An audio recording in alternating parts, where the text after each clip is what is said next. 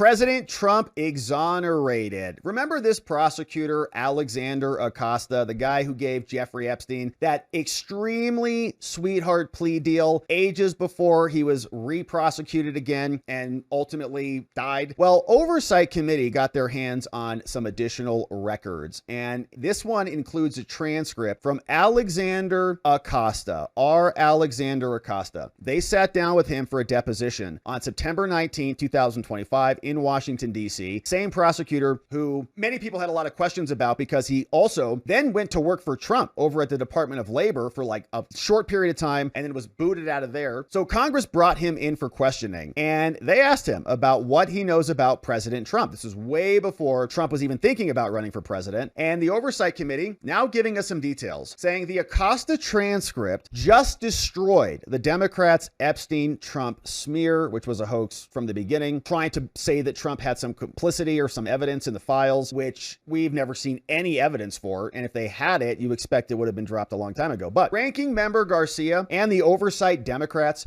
have spent months pushing a lie against Trump. Here are the receipts that they don't want you to see. Writing, Acosta, the prosecutor who handled the original Epstein case, never talked to Trump about Epstein. Never. Not in person, not on the phone, not over email. Straight from his testimony. Now, how about Trump's name? Alexander Acosta. Couple excerpts here. They say, can I ask a follow-up question, sort of a sideline, and then go back to you? Did you have a discussion with anyone in the Trump administration about political concerns for Epstein? He says, again, I did not. You know, it may have come up during the vetting. It came up after I was publicly announced, I believe while I was probably doing Hill visits. I think it was during Hill visits because it was while I was in Washington. And I had a conversation with the communication staff about it. Okay, follow-up question. Over the course of your engagement at the DOJ, did you ever see any documents in which Donald Trump's name appeared with regards to the Epstein case? Not to my recollection. Were you aware that Donald Trump was friends with Jeffrey Epstein? I have no recollection of Donald Trump's associated with this investigation in any way, shape, or form. Oh, no, I'm just asking if they were friends. It's a well-known fact. It's okay. You can answer in the affirmative on things that are well. He says, well, of course I can answer in the affirmative if it's an affirmative answer, then I'll answer affirmative. It's 20 years later. It's a well-known what? So it's a well-known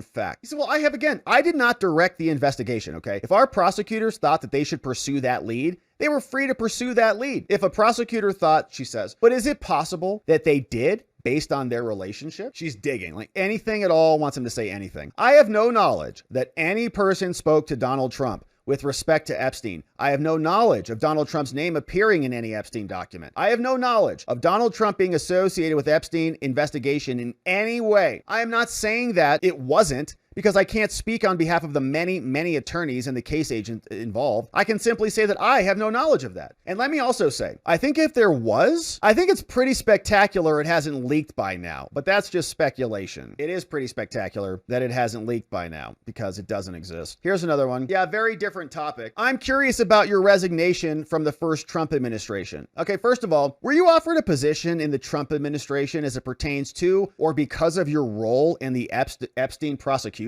Not in the least bit, no. Okay, and why did you resign from your position in the administration? Well, the resignation was my choice. I resigned from the position. And let me just say, I was not asked to resign. It was not suggested by anyone at the White House that I resign. I resigned, you know, I think I said earlier, I'm old school. I think that if you're come to do these jobs, you serve and you leave, and they're special and they're a privilege. And if you become a distraction, then it's not appropriate for you to serve in these jobs. So I made the decision. I called the White House shortly after breakfast, asked to speak to the president. I told him that I thought it was time for me to move on. I said I did not want to be a distraction to his administration, and I chose to resign. We stepped out onto the South Lawn. He did an impromptu press conference right there. That's why I resigned. That's what I wrote, and I actually mean what I write usually. So yes. And I think we touched on this a little bit earlier, but just to emphasize, had you ever discussed the Epstein investigation or Jeffrey Epstein with Donald Trump prior to your confirmation? No, I had not.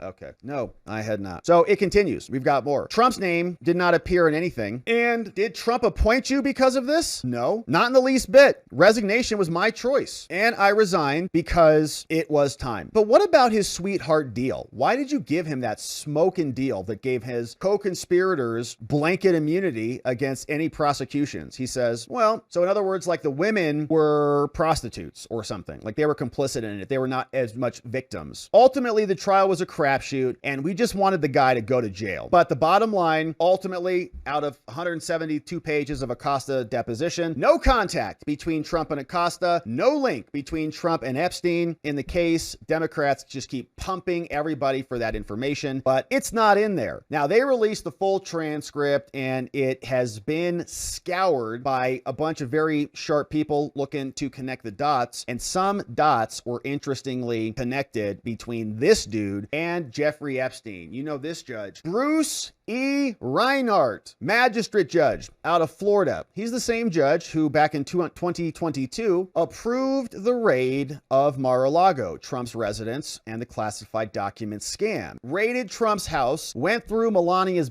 bedroom. She's very meticulous, as the president has explained, and went through her drawers because they're sick freaks over there. This judge approved it. And now we see some interesting connections between this judge and Epstein himself. Headline USA had a great post. It's been known for years that this judge who issued the warrant in 2022 once worked for Epstein. He even joined his legal team, apparently, after serving the U.S. Attorney's Office that prosecuted him in the mid-2000s. But that's not all. On Friday, the Oversight Committee released a transcript of its interview with Acosta that we just read, who signed off on the plea deal. The transcript reveals that Reinhart not only worked as an attorney for Epstein, he shared office space with him. Reinhart incorporated his private practice called Bruce Reinhart PA in 2007, listed his address at 250 Australian Ave. Exactly 1 week later, Epstein incorporated an organization called the Florida Science Foundation at the same address, which is also the office of his former lead attorney called Jack Goldberger. Isn't it just amazing how incestuous it all is? Epstein would go on to work at the Florida Science Foundation while serving his 13-month release that Acosta and the local Florida prosecutors gave to him. That is his work company. What's widely been described as a sweetheart deal, and here you can see articles of incorporation. Here's the place of business, 250 Australian Ave. This is Epstein's Florida Science Foundation. All these things are such scams, man. These not-for-profits, these non-profits, they do them all over the place. They're scams. Not all of them. I mean, there are great non-profits that do great things. Shout out to ericshouse.org. But many of them are set up as just money, laundering scams. More records come out. Trump's exonerated. He's not in it, as far as the original prosecutor had to say. And the judge was. Some people feel like this is a useful attack against President Trump, but I think more and more as the information gets revealed, we're going to see Democrat operatives and fingerprints all over the place that point to something much deeper going on.